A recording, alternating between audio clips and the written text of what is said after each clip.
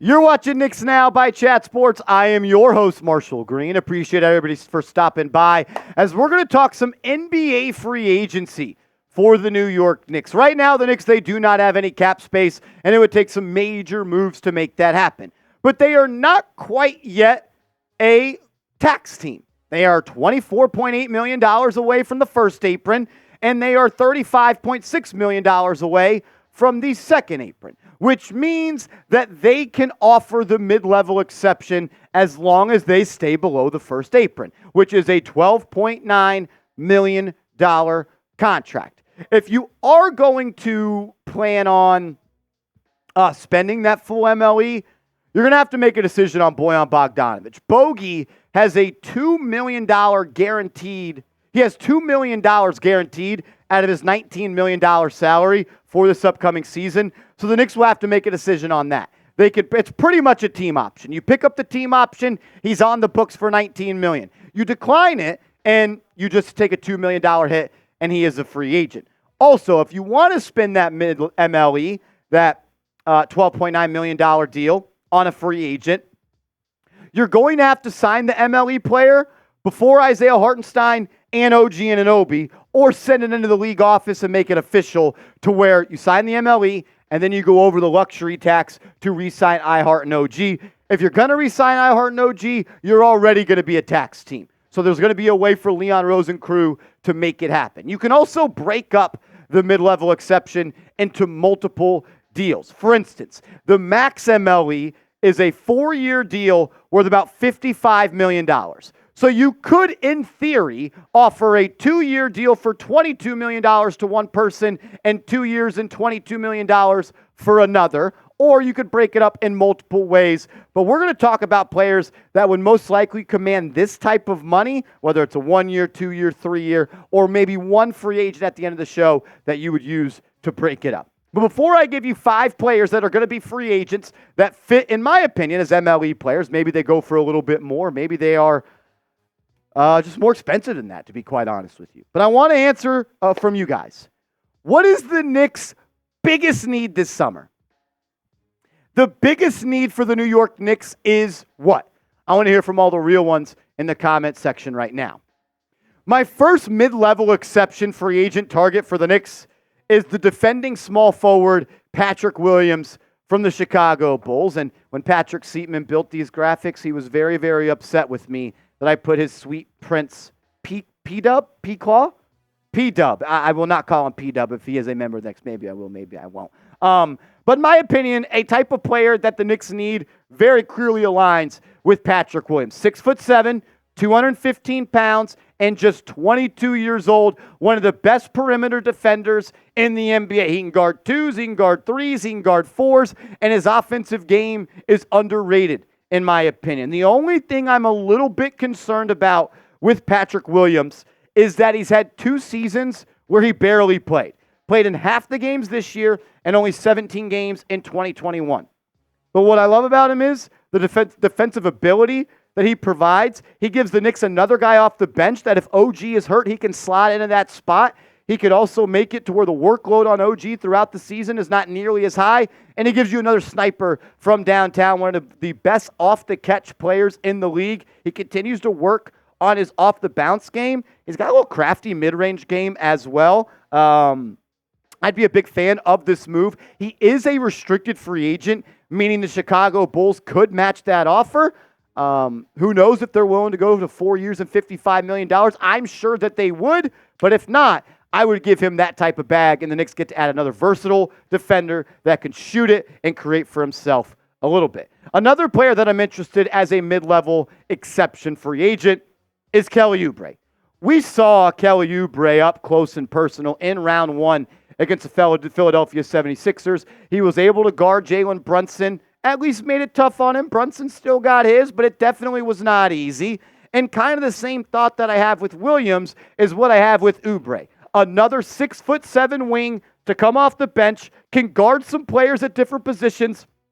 But Oubre is a much more polished scorer than Patrick Williams, compared to Patrick Williams being I would say, a level above Oubre, if not 2 levels above him as a defender.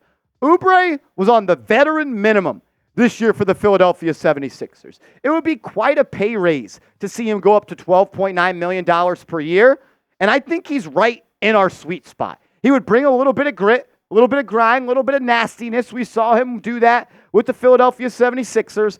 My biggest concern with him, though, is his inconsistent three-point shot. And I don't love adding players to this team that can't really knock it down at a high clip, because that's kind of what you need, because Brunson's going to have the ball in his hands a lot. Randall's going to have the ball in his hands a lot. Those guys are going to get doubled. They're going to kick it out to open shooters.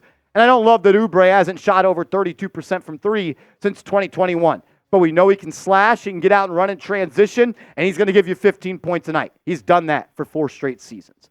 Another Philadelphia 76er that I may get killed for having him on this video, but man, if you could add Tobias Harris to come off the bench and play 25 minutes and not ask him to be a star, not ask him to do anything except score the basketball, I think Tobias Harris makes a lot of sense. And a reason I included him, outside of being a New York native, is that Tom Thibodeau loves Tobias Harris. If you've watched this channel for a couple of years now, we've put quotes up on screen where Tibbs would praise Harris. And it was a rumor before the 2022-2023 season that Tom Thibodeau signed off on a trade that would have sent Randall to Philly and Tobias Harris to the Knicks. Never went down, but Tibbs really, really likes him. And I honestly think Toby gets a bad rap from time to time. Is he a number one option? Hell no. Is he a 2? No. Is he a 3? No. Can he be a 4 or can he be a 6 man? I think so. The guy averages 17 points per game on 48% from the deck and 35% from 3. If you're telling me we could add another player that can score 15, shoot 38% from 3, grab boards, and give you a 6'9", 6'10 wing that could play the 4 and play the 3, yeah, I would be cool with that. Has he underwhelmed in Philadelphia? Yes. Did he sometimes shrink in the playoffs? No doubt about it. That's why we're talking about affordable free agents. That's why I think he would cost about $13 million per year. I'll sign up for a 6'10 guy that can shoot it, that could score it, and one guy that your coach absolutely loves. We've got 2 more free agents that we're going to talk about for the mid-level exception. But first, I got to give a huge shout out to today's sponsor, Prize Picks. Go to prizepicks.com/CLNS. Use that promo code CLNS, and Prize Picks will match your first deposit up to $100. The NBA Finals are right around the corner, and that's the time to win big money. Put $100 in your account, give you $100 for free. You get a lineup of 2 to 6 players, and you simply pick more or pick less. The NFL is almost here. They've already got some season-long plays that you could dive into. You also can get rolling with the MLB as that's starting to heat up. You can play anything you want on Prize Picks. Turn your sports IQ into some money. PrizePicks.com/CLNS. Promo code CLNS. Pick more, pick less, win big money, withdraw your winnings. Kind of a theme here. I'm going with a forward. That's what I think the Knicks need. And I thought that rang true when we had to see Josh Hart guard Pascal Siakam when OG Anunoby went down. And you could consider this type of signing, any of these 4 signings we're going to talk about, as kind of insurance for OG Anunoby. I'm looking at Saddiq Bey. More Nova, more wins. Even though he's not quite like the other Villanova cats. But I think he would also be a great addition. 6'7", 215 pounds, still just 25 years old, and he could score it at a high clip. For some reason, though, he has not been able to knock down the three-point shot at the high level that he once did. In 2020 and 2021, he knocked it down at 38% from 3. And then since then, it's gone down pretty much every year, 34 and 21, up to 36 in 2022. If he comes here and averages 13.8, 4.7 rebounds, shoot 36% from 3, I would love that off the bench. I don't know what happened this year shooting 31%. I'm going to blame that on just the fact that the Atlanta Hawks are not a good basketball team. And he is not in that really trying to play for a bad team. Trying to make an excuse for him. One thing that I'm also a little bit worried about is he tore his ACL in March, so may take him a little while to get back. I think he'd be ready to go probably in November or December, and that's maybe why you're able to get him as a mid-level exception target. Maybe the price is down a little bit. Always a little bit concerned about signing players off that injury, But I think because of the torn ACL, he would be able to be a little bit more affordable, and maybe you can get him for the long term on a deal like that. It's risky, no doubt about it, but if he could return to form, I think that he would be a really good fit for the New York Knicks. I want to talk about a guard as well, and that's going to be the last free agent target that we talk about on today's show. I still think that the Knicks need a true point guard off the bench, and maybe a true point guard is the wrong way to phrase it. They need an offense of engine, and Reggie Jackson was that exactly for the Denver Nuggets last year. He made $5 million for the Nuggets. He has a team option, player option. He's probably going to decline that, enter free agency, and get some more money. But I'm tired of when Brunson comes out of the floor, the offense doesn't have anyone else that can take the ball, run a pick and roll, get downhill, create for himself, and create for others. And Reggie Jackson does that. 4 straight years in a row, averaging 10-plus points per game. He was really good this year for Denver, man. Played in 81 games, and he got that three-point percentage up to 36%. If you're telling me we could add another point guard off the bench that's averaging 10-plus points and giving you 43% from the field and 36% from three, I'd be all over that. He is 34 years old, so it would be a shorter contract, but I truly do believe the Knicks need a scoring guard off the bench. They need a guy that can keep the offense afloat while Brunson sits down. A lot of people be like, Marshall, that's Deuce McBride. I don't believe Deuce McBride is a point guard. I believe he is an undersized 2 guard. And I think him and Reggie Jackson would actually be a pretty decent backcourt pairing.